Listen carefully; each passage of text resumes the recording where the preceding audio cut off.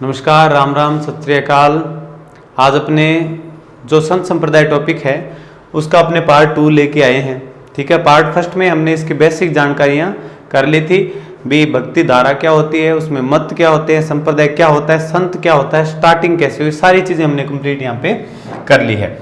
अब इसके बाद में अपन लोग बात करेंगे। देखो, इसमें बार बार एक चीज आएगी कि मत या सिद्धांत। जैसे नाम आएगा कि वल्लभाचार्य ने सिद्धांत दिया था शुद्धाद्वैतवाद, कोई दूसरा विद्वान है या संत है उन्होंने सिद्धांत और दिया था। तो सिद्धांत या मत क्या होता है मैं आपको यहां पे बताऊंगा कि मत या सिद्धांत। जैसे आपको कई नाम ऐसे मिलेंगे, जैसे मान लो शुद्धाद्वैतवाद, शुद्धाद्वैतवाद, फिर इसके बाद में मान लो द्वैतवाद नाम मिलेगा आपको, फिर आपको नाम मिलेगा अद्वैतवाद, ठीक है, विशिष्टाद्वैतवाद। इनमें बड़ा चक्कर रहता है। इन चीजों को आप गौर से बिल्कुल ध्यान लगा के सुनना और क्लियर हो जाएगी ये सारी चीजें। द्वैत का अर्थ क्या होता है? देखो, अलग अलग संतों ने अलग अलग सिद्धांत दिए हैं। मान लो एक संप्रदाय है जिसमें सिद्धांत दिया है द्वैतवाद, द्वैतवाद नाम का सिद्धांत है। देखो, द्वैत का मतलब दो होता है। जैसे आपने साइंस में पढ़ा होगा कि डी ब्रोगली ने प्रकाश की द्वैत प्रकृति बताई थी। डी ब्रोगली ने कहा था कि प्रकाश कण और तरंग दोनों रूपों में पाया जाता है, तो द्वैत प्रकृति है। द्वैत प्रकृति मतलब दो रूप होना। अगर हम भगवान को दो रूपों में मानते हैं तो हमारा जो मत है उस भगवान को मानने में क्या हो जाएगा? द्वैतवाद। इसका मतलब हम जो मूर्ति में साक्षात उसको भी परमात्मा मानते हैं और प्रकृति के जो प्रत्येक कण कण में है उसको भी भगवान हम मानते हैं। इसके अलावा जैसे मान लो नाम है अद्वैतवाद, तो ध्यान रखना अद्वैत, द्वैत का मतलब दो होता है, तो अद्वैत का मतलब एक। इसका मतलब भगवान को हम क्या मानते हैं? एक ही मानते हैं भी, भगवान एक है। तो हमारी थ्योरी, हमारा मत, हमारा सिद्धांत अद्वैतवाद होगा। यदि हम भगवान को दो रूपों में मानते हैं तो दो हो गया। अब इसके बाद में शुद्धाद्वैतवाद, इसका संधि विच्छेद करके देखते हैं तो हमें पता चलेगा शुद्ध प्लस अद्वैतवाद। देखो, अद्वैत का अर्थ यहां होता है एक, तो इसका अर्थ हुआ भगवान शुद्ध रूप से कितने हैं? एक ही हैं। ठीक है, तो इस प्रकार से अलग अलग बनेंगे, अलग अलग सिद्धांत और थ्योरी संतों के द्वारा दी जाएगी। अलग अलग धर्मों में भगवान को मानने का जो नजरिया है उसी को सिद्धांत या मत कहेंगे अपने, और वो अलग अलग होता है। जैसे हिंदू धर्म के अंदर बहुत सारे देवी देवताओं, बहुत सारे भगवान इत्यादि को अलग अलग रूपों में माना जाता है। ठीक है, इसके बाद में इस्लाम की अगर बात करें तो वहां पे क्या है? अल्लाह नाम से एक ही ईश्वर की उपासना की जाती है। ठीक है, तो वहां एक को ही मानते हैं। सिख धर्म के अंदर क्या है? गुरु को जो है वो भगवान को निराकार बताया गया, उसकी निश्चित शेप नहीं बताएगी। अलग अलग विचारधाराएं होती है। अब आपके दिमाग में प्रश्न उठता होगा, वो मैं आपको क्लियर कर देता हूं। फॉर एग्जाम्पल, अगर मैं आपसे कहूं कि राम कितने हैं तो आपका निश्चित रूप से जवाब होगा कि सर राम एक ही है। लेकिन विचारधाराओं के अकॉर्डिंग क्या है? राम मैं आपको 4 टाइप के बता सकता हूं, आप ध्यान करना। एक राम दशरथ का बेटा, एक राम घट घट में बैठा, एक राम जो सबसे न्यारा, एक राम जो सबको प्यारा। तो देखो राम कितने हो गए? राम हो गए अपने 4। एक राम दशरथ का बेटा, जैसे आप अपने माता पिता के बेटे हो उसी प्रकार से भगवान राम दशरथ के बेटे थे, तो एक राम तो वो हो गए। एक राम घट घट में बैठा, मतलब प्रकृति के प्रत्येक कण कण में, प्रत्येक जीव में विद्यमान है, वो भी तो कौन है? उसको भी तो हम क्या मानते हैं? राम मानते हैं। एक राम जो सबसे न्यारा, एक राम जो सबको प्यारा। सबको प्यारा इसका मतलब क्या हो जाएगा कि एक राम जो सबसे प्यारा है। मान लो कि आप प्यासे मर रहे हो और उस समय कोई व्यक्ति जो है आपको पानी का गिलास, मान लो 5 सेकंड का टाइम है और आप मरने वाले हो, उस समय एक आदमी आपको पानी का गिलास ला के पिला दे, पानी पिला दे, तो उस क्षण, उस घड़ी वो पानी और वो पिलाने वाला आपके लिए क्या है? राम ही होगा। जैसे एक तैयारी करने वाले बच्चे के लिए सिलेक्शन जो है वो भी राम की तरह ही है। जैसे मान लो, जैसे हमें नौकरी मिलती है तो हमारे मुंह से अनायास ही एक शब्द निकलेगा कि हे भगवान राम ही मिल गया। तो जिस चीज में अपनी सच्ची श्रद्धा है वो चीज अपने लिए क्या होती है, राम होती है। ये तो होगी एक राम जो सबसे न्यारा। चौथी बात मैंने बताई थी, एक राम जो सबको प्यारा। इसका अर्थ क्या हो जाएगा, मैं उदाहरण देता हूं कि यदि एक तरफ भगवान खड़े हैं और एक तरफ आपकी माता जी खड़े हैं और परिस्थिति ऐसी आ जाए कि आपको दोनों में से एक का चुनाव करना है, तो मेरे ख्याल से प्रत्येक जो स्टूडेंट है वो निश्चित रूप से अपनी माता का चुनाव करेगा। तो वहां देखो भगवान से भी बढ़कर अपने लिए अपनी क्या होगी, मां होगी। इसके अलावा बहुत सारे बच्चे हैं जिनके अलग अलग, जिन्होंने राम बना रखे हैं। कईयों ने पढ़ाई को राम बना रखा है, उनको पढ़ाई के अलावा कुछ नहीं दिखता। कईयों के राम अलग ही हैं, ठीक है, उनको उनके अलावा कुछ नहीं दिखता। तो अलग अलग टाइप के राम है। आधुनिक काल की अगर मैं बात करूं तो कई ऐसे भी हैं जिनका राम निकल गया, अपने बुजुर्ग कहते हैं ना राम निकल गयो, ऐसे बहुत सारे राम है, ठीक है। तो चलो उन ज्यादा डीप अपने नहीं जाना है। मॉडर्न जो है साधु संत है उनके ऊपर बात नहीं करनी है, ठीक है। वो अलग अलग आजकल वाले ज्यादा चमत्कारी है भी, ठीक है। हम प्राचीन काल वालों की बात करेंगे अगर टाइम आया कभी, ठीक है। तो आज वाले जो है वो आज से 40 साल बाद में जो हमारा इतिहास माना जाएगा उसमें मेरे को पढ़ाने का हो सकता है मौका मिले। अब देखो संत संप्रदाय में मत की मैंने आपको बात बढ़िया तरीके से उदाहरण के द्वारा क्लियर कर दी है। सबसे पहले यहां पे हम बात कर लेंगे, सबसे पहले हम बात करेंगे यहां पे नाथ संप्रदाय की। सर्वप्रथम हम नाथ संप्रदाय की बात करेंगे। नाथ संप्रदाय है साथियों, नाथ संप्रदाय के जो प्रवर्तक थे वो थे नाथ मुनि। बहुत ही आसान बात है, नाथ संप्रदाय किसने चलाया, नाथ मुनि ने चलाया। नाथ संप्रदाय की अगर बात करें कि जी प्रचार प्रसार किसने किया, प्रचार प्रसार किसने किया सबसे ज्यादा, तो वो किया था किसने, गोरखनाथ ने। नाथ संप्रदाय का प्रचार प्रसार सबसे ज्यादा किया था किसने, गोरखनाथ ने। गोरखनाथ जी का मेन जो ठिकाना है, मेन जो इनका डेरा होता है उसको कहते हैं प्रधान पीठ। तो गोरखनाथ जी की मेन जो प्रधान पीठ है, जहां जिस जगह को अपने बोलते हैं गोरखपुर, गोरखपुर। और गोरखपुर साथियों आपको पता होगा गोरखपुर कहां है, यूपी में है। एक बात मैं आपको और बता देता हूं, गोरखनाथ एक आदमी विशेष ना होके एक पद का नाम होता है। आपने सुना होगा कि मान लो थानेदार का पद है या कोई भी इंस्पेक्टर का पद है, उस पे अलग अलग व्यक्ति चेंज होते रहते हैं, लेकिन हम क्या कहेंगे उसको, भी अब कौन है, ये थानेदार जी। उसके बाद में जो बनेगा वो कौन हो जाएगा, थानेदार सेकंड हो जाएगा। इसके बाद में जो आएगा वो थानेदार थर्ड हो जाएगा। इसी प्रकार से हेडमास्टर होता है, अलग अलग नाम के होते हैं, लेकिन एक आदमी के बाद में दूसरा बनेगा तो हम कहेंगे हेडमास्टर जी सेकंड है ये। उसी प्रकार से गोरखनाथ भी कई हुए हैं। ऐसा क्यों बता रहा हूं मैं आपको, जैसे आप 1003 ईस्वी में जन्मे हुए गोगा जी महाराज के बारे में पढ़ोगे तब आपको पता चलेगा उनके गुरु गोरखनाथ थे। फिर आप पढ़ोगे लगभग 15वीं सदी के अंदर आप पढ़ोगे कि जो जसनाथ जी महाराज थे उनके गुरु भी गोरखनाथ हैं। तो आपके मन में कहीं ना कहीं ये बात, ये प्रश्न उठेगा कि गुरुजी 300-400 साल जिंदा रहे थे क्या गोरखनाथ।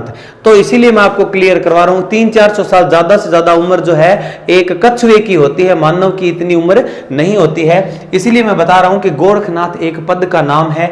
वर्तमान में गोरखनाथ की गद्दी पे गोरखपुर में कौन बैठे हैं, योगी आदित्यनाथ जी बैठे हुए हैं। तो गोरखनाथ एक पद है और इनका मेन जो डेरा है वो कहां पे हो जाएगा, गोरखपुर में। और गोरखपुर कहां पड़ता है साथियों, यूपी में पड़ता है। अब इसके बाद में देखो, अब इनकी बात करें कि अन्य जो पहुंचे हुए संत कौन कौन थे, मैं आपको बताऊंगा यहां पे। एक तो यहां पे थे जैसे जालंधरनाथ, कौन थे, जालंधरनाथ जी संत थे।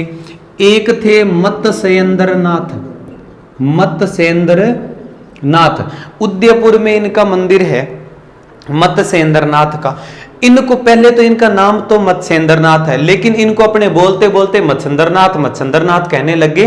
ये जो मंदिर है ये अपनी सजावट डेकोरेशन के लिए इतना फेमस है कि मत्स्येंद्रनाथ या मत्स्येंद्रनाथ मंदिर को संजय मंदिर के नाम से जाना जाता है। तो मत्स्येंद्रनाथ का मंदिर उदयपुर में है, इसी को संजय मंदिर कहते हैं, तो संजय मंदिर भी उदयपुर में है। ये जालंधर नाथ है, जालंधर नाथ की तपोभूमि रही थी जालोर दुर्ग, और जालोर क्षेत्र का नाम बहुत सारे विद्वान ये मानते हैं कि जालंधर नाथ के नाम से जालोर का नाम जालोर पड़ा था।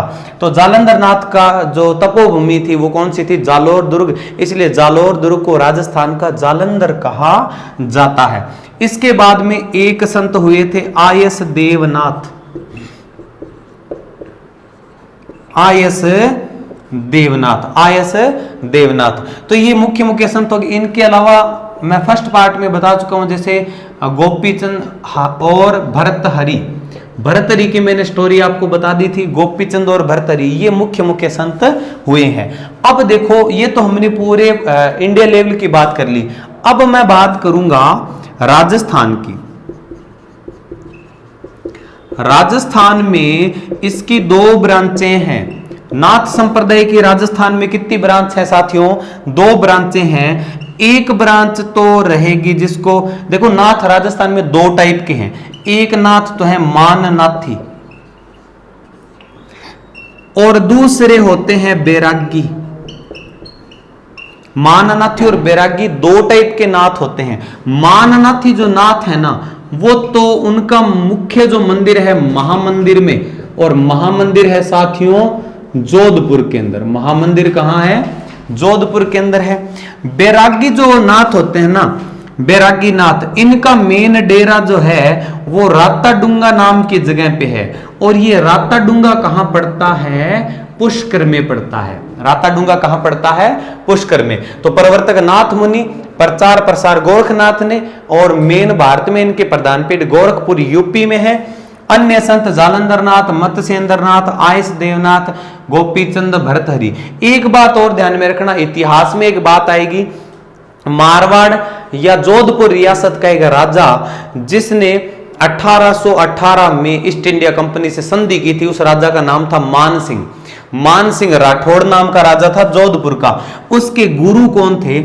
आयस देवनाथ थे। लेकिन उन्होंने महामंदिर का निर्माण करवाया था। ये जो मान सिंह राठौड़ था, इसने महामंदिर का निर्माण करवाया था। लेकिन ये महामंदिर है, ये समर्पित किसको है? जालंधर नाथ को।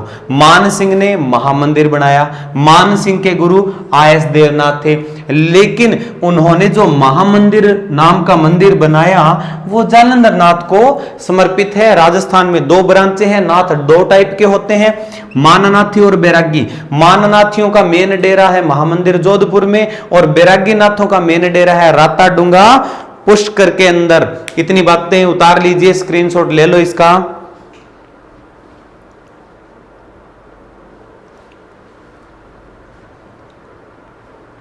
ठीक है, तो ये हमारा कंप्लीट हुआ यहां पे नाथ संप्रदाय। नाथ संप्रदाय हमारा कंप्लीट है। नाथ संप्रदाय के बाद में अपन आगे इसमें और बातें करेंगे। नाथ संप्रदाय के बाद में अब देखो, हम नाथ संप्रदाय के बाद में बात करने वाले हैं, जैसे यहां पे हम करेंगे संत की बात कर लेंगे। एक संत का नाम है संत पिप्पा। संत पिप्पा, पिंपा नहीं बोलना है। कई बच्चे इसको बोलते हैं गुरुजी पिंपा करा दो, पिंपा करा दो। पिंपा अलग होता है, पिंपा कणक डालने वाला होता है, पिंपा में अपने आटा वगैरह रखते हैं। पिंपो अलग है, पिंपो लोगो है, ठीक है, लोहे का होता है। पिंपा नहीं है, संत पिप्पा है। नाम इनका क्या था मैं आपको बताता हूं, संत पिप्पा। पीपा, पीपा। देखो पहली बात तो इनका मूल नाम क्या था? मूल नाम था पिप्पा का प्रताप सिंह जी खिच्ची। खिच्ची राजपूत थे ये, प्रताप सिंह जी खिच्ची नाम था इनका मूल नाम। इनके पापा जी का नाम था कड़वा राम खिच्ची। पापा का नाम था कड़वा राम खिच्ची। और इनकी मम्मी जी का नाम भी पूछा जाता है। इनकी माता जी का नाम था लक्ष्मीवती। क्या नाम था? लक्ष्मीवती। जन्म हुआ था कहां? गागरोन दुर्ग में जन्मे थे ये लोग, ठीक है। कहां के थे? गागरोन के। और गागरोन दुर्ग कहाँ है आपको पता होना चाहिए। गागरोन दुर्ग झालावाड़ में। काफी बार परीक्षा में पूछा जाता है कि कौन सी दो नदियों के संगम पे बना है, तो आहू और काली सिंध नदियों के संगम पे गागरोन का दुर्ग बना हुआ है। और सबसे रोचक बात ये पूछी जाती है, आपने बाहुबली मूवी देखी होगी, बाहुबली में प्रभास जो है बाहुबली, वो जिस प्रकार से एक उपकरण के जरिए पत्थर की बौछार करता है, तो वो जो पत्थर वर्षा यंत्र है उसको नाम दिया गया ढेंकुली। पत्थर वर्षा यंत्र का नाम है ढेंकुली। तो ढेंकुली नाम का ये जो यंत्र है एकमात्र गागरोन दुर्ग में मिला है। और गागरोन दुर्ग में एक चीज और मिली है जो आपने बाहुबली में देखी होगी, उठाऊ पुल। लकड़ी का उठाऊ पुल आपने देखा होगा, मेन गेट से इस प्रकार से बंद हो खुल जाता है और आगे जो नदी बनी होती है नाली, उसके ऊपर वो रास्ता पुल भी बन जाता है और वापस बंद होंगे तो दरवाजा बंद हो गया। तो और एक बात आपने और सुनी होगी, बाहुबली मूवी के अंदर बिज्जल देव डोड का नाम सुना होगा, बिज्जल देव का नाम सुना होगा। तो याद रखना गागरोन दुर्ग का निर्माता बिज्जल देव डोड था। तो लगभग 2-3 प्रश्न जो है बाहुबली मूवी से अपने क्लियर हो जाते हैं गागरोन दुर्ग के बारे में। और वहीं जन्मे थे हमारे प्रताप सिंह खिच्ची जन्मे थे। अब देखो मैं रोचक बात आपको बता देता हूं। एक बात तो कड़वाराम जी के बाद में प्रताप सिंह जी राजा बने। इन्होंने देखो फिरोज शाह है, बहुत ही मोस्ट इंपॉर्टेंट प्रश्न है, फिरोज शाह तुगलक से इन्होंने युद्ध किया था, या फिरोज शाह तुगलक को युद्ध में इन्होंने क्या किया था, पराजित किया था। बड़े ही पराक्रमी आदमी थे ये, पराजित कर दिया।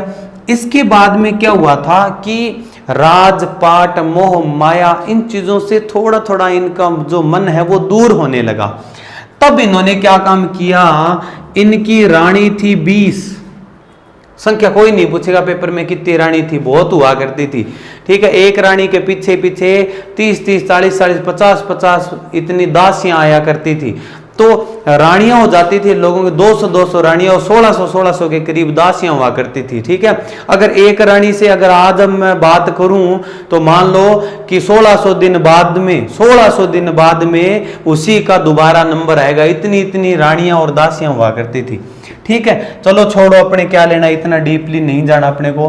फिरोज शाह तुगलक से युद्ध किया और उसको पराजित किया। इसके बाद में इनको पता चला कि बनारस में दक्षिण भारत से रामानंद जी पधारे हैं। तो इन्होंने, इनका मन भी था कि अपने वैरागी बनेंगे। अब इतनी ज्यादा रानियां, एक रानी हो, एक लुगाई हो तो उसको छोड़ के आदमी वैरागी बन सकता है, क्योंकि उसको लगा भी मैंने सारा कुछ छोड़ दिया। 20-20 रानी हो तो सारी नहीं छोड़ी जाती, इसलिए इन्होंने 19 को छोड़ दिया। सबसे छोटी रानी थी सीता। सीता को लेकर कहा कि चल सन्यासी बनते हैं। तो देखो सबसे छोटी रानी का नाम था रानी सीता। रानी सीता को लेकर कहां गए, बनारस गए। वहां पे बनारस में रामानंद जी को बहुत पहुंचे हुए संत थे, रामानंद जी को क्या बना लिया, गुरु बनाया था। अब बात आती है कि खुद जब वहां चले गए थे तो गागरोन दुर्ग का काम किसको सौंप के गए थे, तो देखो राजकार्य भाई कल्याणमल के पुत्र भोजराज को सौंपा। साथियों याद रखना, भोजराज मेवाड़ वाला नहीं है, वो मीरा के पति और महाराणा प्रताप के पिताजी का भाई, वो भोजराज अलग था। और ये जो कल्याणमल है, ये कल्याणमल आप समझ रहे हो वो नहीं है, वो बीकानेर का कल्याणमल अलग था। तो ये गागरोन के कल्याणमल और भोजराज ये खिच्ची हैं। तो राजकार्य भाई कल्याणमल के पुत्र भोजराज को सौंप के चले गए। वहां जब गए, वहां रामानंद जी से जैसे भेंट हुई तो पहले तो क्या होता है कि संत जो होता है ना, उसका जो पहले का नाम था उसको अपने क्या करना पड़ता है, मिटाना पड़ता है और उसको नया नाम दिया जाता है। अब देखो नया नाम जब दिया जाता है, इनका नाम प्रताप सिंह खिच्ची था। तो रामानंद जी ने क्या कहा कि प्रताप सिंह, ये भक्ति का रस है, ये तू भी पी और दूसरों को पा। पा मतलब यहाँ पे पिलाना, तू भी पी और दूसरों को पा, तो पी और पा, पी पा और स्पेस कम होता गया, धीरे धीरे जाके क्या बन गए हैं, पीपा बन गए। तो पी और पा से प्रताप सिंह क्या बन गए हैं, पीपा बने थे। ये स्टोरी है इनके नाम के पीछे। आजकल पी और पा का मतलब और है, ठीक है, भी तू मेरे को पा और मेरे से तू पी, ये डेली का काम चलता है। पीपा, आजकल के पीपा अलग है, आजकल के पीपा नहीं है, थोड़ी बिंदी और लगा दो, इनके पिंपा ही है आजकल के सारे। अब इसके बाद में मैं बात करूंगा, यहाँ पे इतनी बातें हो गई। अब इनकी जब मृत्यु हुई थी, ठीक है, तो मृत्यु जो है इनकी होने के बाद में इनकी छत्री बनी थी, वो गागरोन में है। लेकिन कुछ दिनों तक इन्होंने अपना कुछ जो समय है वो बिताया था समदड़ी गांव में। समदड़ी गांव पड़ता है साथियों बाड़मेर में, ठीक है, वहां पीपा का आज भी मंदिर बना है। और जब समदड़ी गांव में रहे थे तो इन्होंने दर्जी का कार्य किया। कौन सा कार्य किया था, दर्जी का कार्य किया था। इसलिए संत पीपा को दो नामों से, अलग अलग नामों से जानते हैं। पहली बात तो संत पीपा को कहते हैं दर्जी समुदाय के आराध्य देव, आराध्य देव, दर्जी समुदाय के आराध्य देव भी कहेंगे इनको। और एक नाम और ले लेंगे इनका, राजस्थान में भक्ति आंदोलन के प्रथम संत, भक्ति आंदोलन के प्रथम संत किसको कहेंगे, संत पीपा को कहेंगे। इतनी बातें हो गई है। समदड़ी गांव में मंदिर बना है। अंतिम समय इन्होंने बिताया था टोडा गांव टोंक में। ये टोडा गांव पड़ता है कहां पे, टोंक में पड़ता है टोडा गांव। और यहां पे पीपा की क्या बनी है, गुफा बनी है। अब मैं बात करूंगा संत पीपा की छतरी। संत पीपा की छतरी बनी है गागरोन दुर्ग झालावाड़ में। गागरोन झालावाड़ में पीपा की क्या बनी है, छतरी। सबसे ज्यादा बार पूछा गया प्रश्न है संत पीपा की छतरी कहां बनी है, गागरोन दुर्ग झालावाड़ में बनी हुई है। तो ये अपने संत पीपा जी कंप्लीट होते हैं यहां पे। इसका बढ़िया तरीके से आप स्क्रीनशॉट ले लो, ठीक है। तो ये अपने संत पीपा जी कंप्लीट होते हैं। संत पीपा हमने कर लिया है। पीपा के बाद में एक संप्रदाय आज हम और पढ़ लेंगे। देखो पीपा ने कोई अलग से संप्रदाय नहीं चलाया है, लेकिन पीपा रामानंद के शिष्य थे, इसलिए हम कह सकते हैं कि रामानंदी संप्रदाय से संबंधित थे संत पीपा। अब इसके बाद में हम बात करेंगे, एक संप्रदाय और पढ़ लेंगे हम यहाँ पे, जिसका नाम रहेगा राम स्नेही संप्रदाय। नाम है साथियों राम स्नेही। राम स्नेही संप्रदाय जो है, पहली बात तो किसने चलाया, राम स्नेही संप्रदाय के प्रवर्तक थे रामचरण जी, रामचरण जी। लेकिन बचपन का नाम राम किशन था इनका, बचपन का नाम राम किशन जी। कहां के थे, सोडा गांव के थे। सोडा गांव टोंक के निवासी थे। सोडा गांव में टोंक के निवासी थे। लेकिन इनका जो मूल, जो जन्म वाला जो गांव है वो अलग था। इनका मूल जो गांव था, याद रखना, बहुत ही मोस्ट इंपॉर्टेंट बात है ये, मूल जो गांव था वो बनवाड़ो था, ठीक है। ये बात आपको कहीं नहीं मिलेगी। मूल गांव इनका कौन सा था, बनवाड़ो था, ठीक है। तो मूल गांव इनका बनवाड़ो था, लेकिन अपने को ज्यादातर सोडा गांव टोंक पूछा जाता है, क्योंकि ज्यादातर समय सोडा गांव टोंक में रहे थे। अब देखो प्रवर्तक राम स्नेही संप्रदाय के रामचरण जी है। इसके बाद में रामचरण जी के जो गुरु थे, गुरु का नाम था कृपा राम जी महाराज। गुरु का क्या नाम था, कृपा राम जी महाराज। राम स्नेही संप्रदाय में हम पढ़ेंगे कि राम स्नेही संप्रदाय के जो प्रधान पीठ हैं, प्रधान पीठ है साथियों इसके शाहपुरा में, शाहपुरा कहां पड़ता है? भीलवाड़ा में। शाहपुरा जयपुर में भी है, शाहपुरा भीलवाड़ा में भी है। ये शाहपुरा भीलवाड़ा, ये वही शाहपुरा भीलवाड़ा है जहां पे फड़ बनती है। शाहपुरा भीलवाड़ा में फड़ बनती है, शाहपुरा भीलवाड़ा में फड़ बनती है। फै फड़ और फै फूल डोल मेला, फूल डोल मेला शाहपुरा भीलवाड़ा में लगता है। और फड़ कहां बनती है? शाहपुरा भीलवाड़ा में। शाहपुरा जो जयपुर वाला है, शाहपुरा जयपुर वाला, वहां टिंडा मंडी है। शाहपुरा जयपुर कहां? जयपुर में क्या है? शाहपुरा जयपुर वाले में टिंडा मंडी है। तो प्रधान पीठ शाहपुरा भीलवाड़ा में। इसके बाद में हम बात करेंगे इसका जो मुख्य मेला है, राम स्नेही संप्रदाय जो है इनका मुख्य मेला कौन सा हो जाएगा? तो फूल डोल मेला, फूल डोल मेला, फूल डोल मेला। तो ये जो फूल डोल मेला है कहां बनेगा? शाहपुरा भीलवाड़ा में।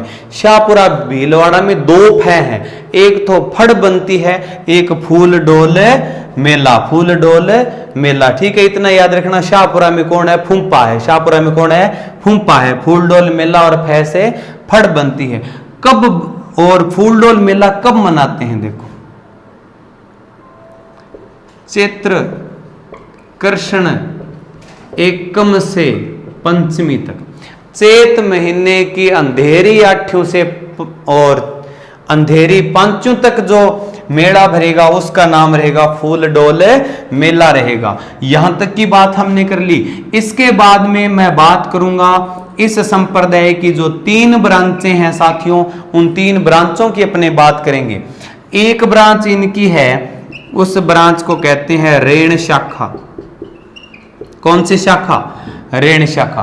दूसरी जो इनकी ब्रांच है उसको कहते हैं खेड़ापा शाखा, खेड़ापा शाखा। तीसरी जो इनकी ब्रांच है वो है सिंहथल शाखा। कौन सी शाखा हो जाएगी? सिंहथल शाखा हो जाएगी। रेण शाखा कहां है? रेण शाखा है मेड़ता में। मेड़ता अपना पड़ता है कहां? नागौर में। खेड़ापा शाखा है साथियों जोधपुर में। और सिंहथल शाखा कहां पे है? बीकानेर में। सिंहथल शाखा कहां पे है? बीकानेर में। अब बात करेंगे कि ये जो ब्रांचें हैं ये चलाई किसने? पेपर में सबसे ज्यादा बार पूछा जाने वाला प्रश्न है, रेण शाखा के प्रवर्तक कौन थे? तो रेण शाखा के प्रवर्तक थे, बढ़िया तरीके से घोटा मार लेना इसका। रेण शाखा के प्रवर्तक थे संत दरियाव जी। रेण शाखा के प्रवर्तक कौन थे? संत दरियाव जी महाराज थे। खेड़ापा शाखा के जो प्रवर्तक थे उनका नाम था रामदास जी महाराज। कौन थे? रामदास जी महाराज। और सिंहथल शाखा के जो प्रवर्तक थे, सिंहथल शाखा के प्रवर्तक थे हरिदास जी। कौन थे? हरिदास जी। ठीक है, अब देखो ये रामदास जी है, ठीक है, इनके गुरु हैं हरिदास जी। और हरिदास जी के जो गुरु थे वो थे जेमलदास जी। तो एक संत हुए जेमलदास, उनका शिष्य हरिदास जिन्होंने सिंहथल शाखा चलाई। ऐसे याद कर लेना, हरिदास सिंहथल, सिंह सिंह है से हरिदास जी, और खेड़ापा हो जाएगा रामदास जी। ठीक है, अब एक बात और है, ये जो रामदास जी है इन्होंने एक रचना लिख दी। रामदास जी ने क्या लिख दी? रचना लिख दी। और ये जो रचना है इसका नाम था निशानी। रामदास जी ने जो रचना लिखी इसका नाम था निशानी। आप एक बात ध्यान में रखना, मैं पहले एक जिक्र कर चुका हूं, सेनानी। सेनानी याद रखना मेघराज मुकुल की रचना है। सेनानी मेघराज मुकुल की रचना है, लेकिन निशानी किसकी रचना है? रामदास जी की। ये इसीलिए बताया है कि निशानी का अर्थ भी अपने कोई चीज निशानी देते हैं वो होता है, और सेनानी शब्द का भी राजस्थान में अर्थ क्या होता है? किसी को निशानी देना, वो भी सेनानी कहलाती है। बर्तनों पे निशान हो किसी चीज का लिखा हुआ तो ये कहा जाता है कि ये हमारी सेनानी है, मतलब हमारा प्रतीक या हमारी पहचान या निशान बनाया हमने। तो अर्थ दोनों का एक है, लेकिन क्या है, ये सही में अर्थ होता है इसका सेनानी। जो हाड़ी रानी थी सैल कंवर, वो सेनानी थी एक, उसके बारे में ये बातें लिखी गई। लेकिन राजस्थानी भाषा में सेनानी न को न बोलते हैं, इसलिए इसका नाम दे दिया सेनानी। तो सेनानी मेघराज मुकुल की रचना है, और निशानी किसकी रचना है? रामदास जी की। ठीक है, तो ये जो वीडियो है, आज की वीडियो में अपनी इतनी बातें करेंगे। आज मैंने आपको 2 संप्रदाय कंप्लीट करवा दिए हैं बढ़िया तरीके से, और बढ़िया तरीके से इनके नोट्स आप तैयार कर लीजिए। Thank you, have a nice day.